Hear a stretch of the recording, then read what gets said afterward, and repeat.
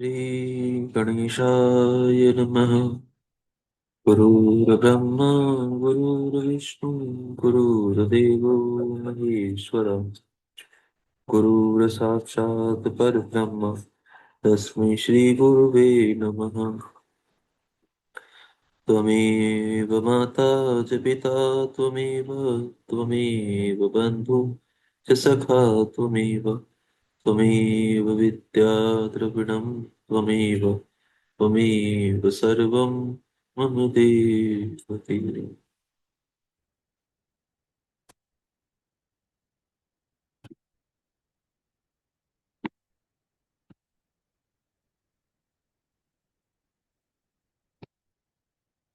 यहाँ से छठा अध्याय प्रारंभ होता है। इस अध्याय में महेश्वर की महत्ता का प्रतिपादन बताया गया है। मुनि बोले, हे देव, आपने पूर्व में पशु तथा पाश के विषय में बताया है। अब इन दोनों से विलक्षण तथा इन पर शासन करने वाले किसी तत्व अर्थात पशुपति के विषय में बताइए। वायु देवता कहते हैं, महर्षियों, इस विश्व का निर्माण करने वाले कोई पति हैं जो अनंत रमणीय गुणों का आश्रय कहे गए हैं। वही पशुओं को पाश से मुक्त करने वाले हैं। उसके बिना संसार की सृष्टि कैसे हो सकती है, क्योंकि पशु अज्ञानी और पाश अचेतन है। प्रधान परमाणु आदि जितने भी जड़ तत्व हैं, उन सब का कर्ता वह पति ही है। यह बात स्वयं समझ में आ जाती है। किसी बुद्धिमान या चेतन कारण के बिना इन जड़ तत्वों का निर्माण कैसे संभव है। वह जगत कत्र सापेक्ष है, क्योंकि घट आदि के समान कार्य सब सावयव है। अतः कार्य के कर्ता ईश्वर ही हो सकते हैं, पशु और पाश नहीं। पशु भी कर्ता होता है, किंतु वह ईश्वर की प्रेरणा से ही होता है। उसका यह कर्तृत्व दूसरे के आश्रय से है। दूसरे के आश्रय से अंधे के चलने के समान भ्रमात्मक होता है। यह जीव जब अपने को प्रेरक ईश्वर से भिन्न मानकर उसकी उपासना करता है, तब ईश्वर से उपकृत हो जाने के कारण वह अमृत तत्व को प्राप्त कर लेता है। पशु, पाश और पतिका जो वास्तव में पृथक पृथक स्वरूप हैं, उसे जानकर ही ब्रह्मवेत्ता पुरुष योनि से मुक्त होता है। क्षर और अक्षर ये दोनों एक दूसरे से संयुक्त होते हैं। पति या महेश्वर ही व्यक्त जगत का भरण पोषण करते हैं। वे ही जगत को बंधन से छुड़ाने वाले हैं। भोक्ता, योग्य और प्रेरक, ये तीन ही तत्व जानने योग्य हैं। विज्ञ पुरुषों के लिए इनसे भिन्न दूसरी कोई वस्तु जानने योग्य नहीं है। जिस प्रकार तिल में तेल, दही में घृत, स्रोत में जल और अरणी में अग्नि व्याप्त रहती है, उसी प्रकार विलक्षण महान आत्मा को सत्य एवं तप से नित्य युक्त व्यक्ति अपने में सतत देखता है। इंद्रजाल के समान एक ही ईश्वर वश में करने वाली अपनी माया शक्तियों से इन सभी लोगों को वश में करके अपना ऐश्वर्य विस्तार करते हैं। सृष्टि के आरंभ में एक ही रुद्रदेव विद्यमान रहते हैं, दूसरे कोई नहीं होते। वे ही इस जगत की सृष्टि करके इसकी रक्षा करते हैं और अंत में सबका संहार कर डालते हैं। उनके सब ओर नेत्र हैं, सब ओर मुख हैं, सब ओर भुजाएं हैं और सब ओर चरण हैं। वे ही एक महेश्वर देव देव तथा पृथ्वी को उत्पन्न करते हैं, और वे ही संपूर्ण देवगणों को उत्पन्न करते हैं और उनकी अभिवृद्धि करते हैं। ये ही सबसे पहले देवताओं में ब्रह्मा जी को उत्पन्न करते हैं। श्रुति कहती है कि रुद्रदेव सबसे श्रेष्ठ महान ऋषि हैं। वे इन महान अमृत स्वरूप अविनाशी पुरुष परमेश्वर को जानता हूँ। इनकी अंग कांति सूर्यदेव के समान है। ये प्रभु अज्ञान अंधकार से परे विराजमान हैं। इस परात्म से परे दूसरी कोई वस्तु नहीं है। इनसे अत्यंत सूक्ष्म और इनसे अधिक महान भी कुछ नहीं है। इनसे यह सारा जगत परिपूर्ण है। उन परमात्मा रुद्र के मुख, सिर और ग्रीवा सर्वत्र व्याप्त हैं। सभी प्राणियों के हृदय स्थल में वे स्थित हैं। वे सर्वव्यापी, सर्वगत, ऐश्वर्यशाली एवं शिव स्वरूप हैं। इनके सब ओर हाथ, पैर, नेत्र, मस्तक, मुख और कान हैं। ये लोक में सबको व्याप्त करके स्थित हैं। ये संपूर्ण इंद्रियों के विषयों को जानने वाले हैं, परंतु वास्तव में सब इंद्रियों से रहित हैं।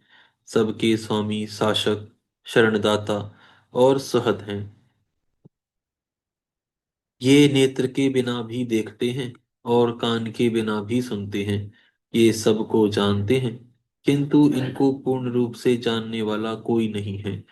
इन्हें परम पुरुष कहते हैं। ये अणु से भी अत्यंत अणु और महान से भी परम महान है। ये अविनाशी महेश्वर इस जीव की हृदय गुफा में निवास करते हैं। उस यज्ञ रहित, यज्ञ स्वरूप, अतिशय महिमा वाले जगन्यंता परमात्मा को उसी परमात्मा की कृपा से शोक रहित हुआ पुरुष देख पाता है। मैं उस जरा रहित, सर्वव्यापी तथा सर्वज्ञ पुराण पुरुष को जानता हूँ, जिनके ध्यान से जन्म, मरण आदि का निरोध हो जाता है। ऐसे ब्रह्मवेता लोग कहते हैं। वे अकेले महेश्वर ही सर्वप्रथम अपनी शक्ति के साथ मिलकर बहुत प्रकार से इन तीनों लोकों की सृष्टि करते हैं और अंत में उसका संहार भी करते हैं। विश्व को धारण करने वाली वह शैवी शक्ति अजा, चित्राकृति यानी अद्भुत स्वरूपा एवं परा आदि नामों से पुकारी जाती हैं। जन्म रहिता उस रक्त श्वेत कृष्ण वर्णा सत्व रजस्तो रजस्तमोमयी समष्टि रूपा तथा प्रजाओं को उत्पन्न करने वाली मूल प्रकृति का सेवन वह अजन्मा जीवात्मा करता है और आत्म स्वरूप में स्थिता मुक्त भोगा उस प्रकृति का दूसरा पुरुष त्याग कर देता है। एक साथ रहने वाले दो पक्षी एक ही वृक्ष यानी शरीर का आश्रय लेकर रहते हैं। उनमें से एक तो उस वृक्ष के कर्म रूप फलों का स्वाद ले लेकर उपभोग करता है, किंतु दूसरा उस वृक्ष के फल का उपभोग न करता हुआ केवल देखता रहता है। जीवात्मा इस वृक्ष के प्रति आसक्ति में डूबा हुआ है, अतः मोहित होकर शोक करता रहता है। वह जब कभी भगवत कृपा से भक्त सेवित परम कारण रूप परमेश्वर का और उनकी महिमा का साक्षात्कार कर लेता है, तब शोक रहित हो सुखी हो जाता है। छंद, यज्ञ, क्रतु तथा भूत, वर्तमान और भविष्य संपूर्ण विश्व को वह मायावी रचते हैं और माया से ही उसमें प्रविष्ट होकर रहते हैं। पृथ्वी को सॉरी प्रकृति को ही माया समझना चाहिए और महेश्वर ही वह मायावी हैं। उस प्रकृति के अवयवों से यह संपूर्ण जगत व्याप्त है। गर्भाशय के मध्य में स्थित कलल में विद्यमान बीज से भी अधिक परमात्मा सूक्ष्म है। उस मंगलमयी परमेश्वर को इस विश्व का स्रष्टा एवं परिचालक जानकर साधक परम शक्ति प्राप्त कर लेता है। वह परमेश्वर ही काल स्वरूप, रक्षक एवं विश्व के अधिपति हैं। उन विश्वाधिपति को जानकर जीव कालपाश से छुटकारा पा जाता है। घृत में मंड की भांति सूक्ष्म एवं सारे प्राणियों के भीतर निगूढ़ भाव से विद्यमान प्रभु को जानकर मनुष्य सभी पापों से छूट जाता है। ये विश्वकर्मा महेश्वर ही परम देवता परमात्मा हैं, जो सबके हृदय में विराजमान हैं। उन्हें जानकर ही पुरुष परमानंदमय अमृत का अनुभव करता है। जब दिन रात, सत असत कुछ भी, यह समस्त जगत प्रपंच नहीं था, तब केवल एकमात्र शिव ही विद्यमान थे। उन्हीं से यह शाश्वती प्रज्ञा उत्पन्न होती है। ऊंचे, नीचे, तिरछे तथा मध्य में कोई भी उन्हें पकड़ नहीं सकता। वे महान यश वाले हैं तथा उनकी कोई तुलना नहीं है। जन्म मृत्यु के भय से आक्रांत पुरुष उन अजन्मे तथा अद्वितीय भगवान रुद्र को तत्वतः जानकर रक्षा के लिए उनके कल्याणमय स्वरूप की शरण ग्रहण कर लेते हैं। ब्रह्मा से भी श्रेष्ठ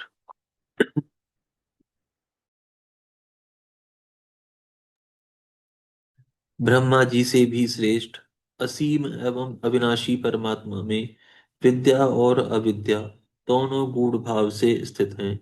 विनाशशील जड़ वर्ग को ही यहाँ अविद्या कहा गया है और अविनाशी जीव को विद्या नाम दिया गया है। जो उन दोनों विद्या और अविद्या पर शासन करते हैं वे महेश्वर उनसे सर्वथा भिन्न विलक्षण हैं। वे प्रतापी महेश्वर इस जगत में सम्मिष्ट भूत और इंद्रिय वर्ग रूप एक एक जाल को अनेक प्रकार से रचकर इसका विस्तार करते हैं। फिर अंत में संहार करके सबको अनेक से एक में परिणत कर देते हैं तथा पुनः सृष्टि काल में सबकी पूर्ववत रचना करके सब पर आधिपत्य करते हैं। जैसे सूर्य अकेले ही ऊपर नीचे तथा अगल बगल की दिशाओं को प्रकाशित करते हुए स्वयं भी दैदीप्यमान होते हैं, उसी प्रकार ये भजनीय परमेश्वर अकेले ही समस्त कारण रूप पृथ्वी आदि तत्वों का नियमन करते हैं। वे ही वस्तु स्वरूप वाच्य एवं वाचक को जगत रूप में परिगणित करते हुए और गुणों को भोक्ता तथा भोग्य के रूप में परिणमित करते हुए संसार में अधिष्ठित हैं। गुह्य उपनिषदों में गूढ़ रूप से प्रतिपाद्य जगतकर्ता तथा ब्रह्मा जी को भी उत्पन्न करने वाले उन परात्पर ब्रह्मा को पहले देवगणों एवं महर्षियों ने जाना था।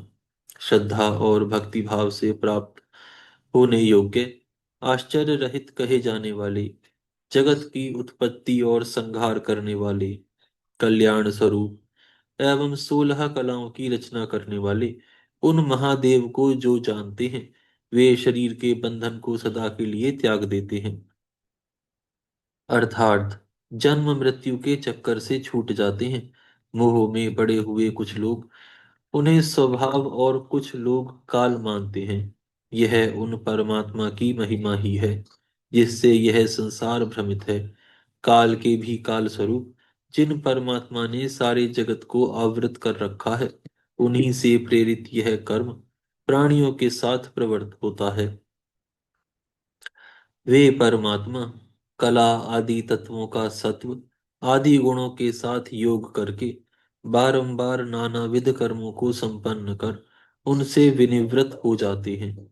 आकाश आदि 8 मूर्तियों सत्व आदि तीनों गुणों विद्या अविद्या दोनों शक्तियों अथवा एकमात्र मूल प्रकृति काल तथा इच्छा आदि आत्मगुणों के द्वारा यह समस्त विश्व अभिव्याप्त है।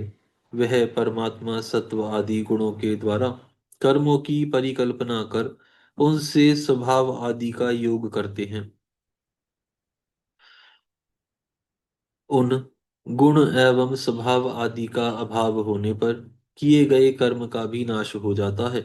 प्राणियों के कर्म का क्षय होने पर परमेश्वर पुनः अन्य कर्म स्वभाव आदि की प्राप्ति कराते हैं। वह आदि पुरुष परमात्मा ही भोक्ता और भोग के पारस्परिक संयोग में निमित्त बनते हैं। वे ही परमेश्वर तीनों कालों से परे निष्कल सर्वज्ञ त्रिगुणाधीश्वर एवं साक्षात परात्पर ब्रह्म है। संपूर्ण विश्व उन्हीं का रूप है। वे सब की उत्पत्ति के कारण होकर भी स्वयं अजन्मे हैं, स्तुति के योग्य हैं।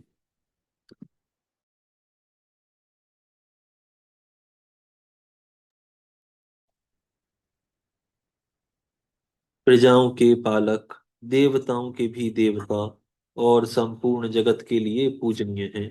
अपने हृदय में विराजमान उन परमेश्वर की हम उपासना करते हैं जो काल आदि से परे हैं, जिनसे यह समस्त प्रपंच प्रकट होता है। जो धर्म के पालक पाप के नाशक भोगों के स्वामी तथा संपूर्ण विश्व के धाम हैं, जो ईश्वरों के भी परम महेश्वर, देवताओं के भी परम देवता तथा पतियों के भी परम पति हैं। उन भुवनेश्वरों के भी ईश्वर महादेव को हम सबसे परे जानते हैं। उनके शरीर रूप कार्य और इंद्रिय तथा मन रूपी करण नहीं है। उनके समान और उनसे अधिक भी इस जगत में कोई नहीं दिखाई देता। ज्ञान, बल और क्रिया रूप उनकी स्वाभाविक पराशक्ति वेदों में नाना प्रकार की सुनी गई है। उन्हीं शक्तियों से इस संपूर्ण विश्व की रचना हुई है। उसका ना कोई स्वामी है, ना कोई निश्चित चिन्ह है, ना उस पर किसी का शासन है। वह समस्त कारणों का कारण होते हुए ही उनका अधीश्वर भी है। उनके ना कोई जन्मदाता है, ना जन्म है, ना जन्म के माया मलादि हेतु भी हैं। वह एक ही संपूर्ण विश्व में समस्त भूतों में गुह्य रूप से व्याप्त है। वही सब भूतों का अंतरात्मा और धर्माध्यक्ष कहलाते हैं। वह सब भूतों के अंदर बसे हुए सबके दृष्टा, साक्षी, चेतन और निर्गुण है। वह एक है, वशी हैं, अनेकों विवशात्मा निष्क्रिय पुरुषों को वश में रखने वाले हैं। वह नित्यों के नित्य, चेतनों का चेतन है। वह एक है, कामना रहित हैं और बहुतों की कामना पूर्ण करने वाले ईश्वर हैं। सांख्य और योग अर्थात ज्ञान योग और निष्काम कर्म योग से प्राप्त करने योग्य सबके कारण रूप उन जगदीश्वर परमेश्वर को जानकर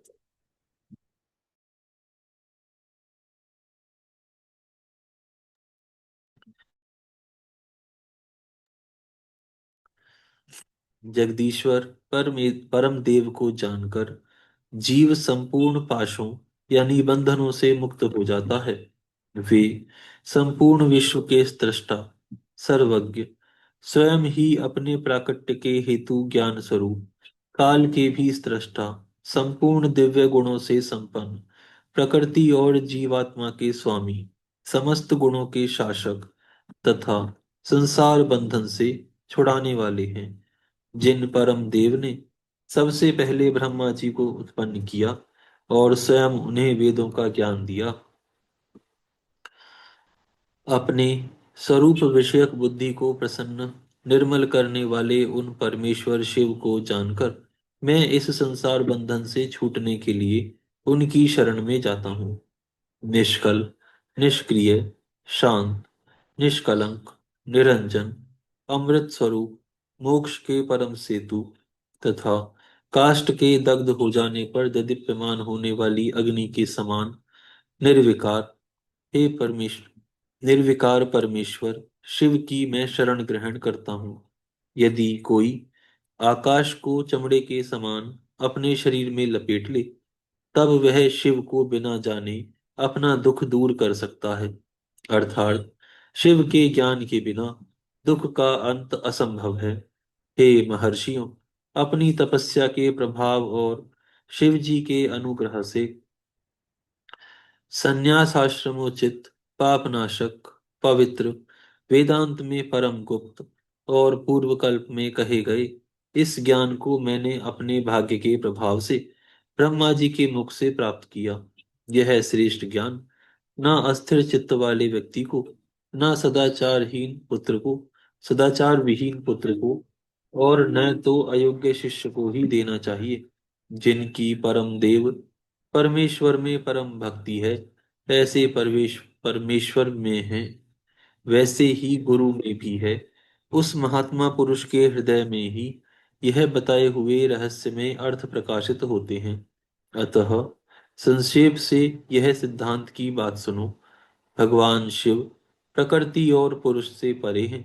वे ही सृष्टि काल में जगत को रचते और संहार काल में पुनः सबको आत्मसात कर लेते हैं।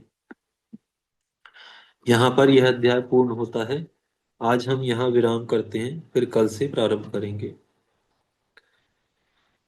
हे गौ माता, आप सभी देवताओं की माता, सभी पुण्य का पुण्य और सभी तीर्थों का तीर्थ हैं।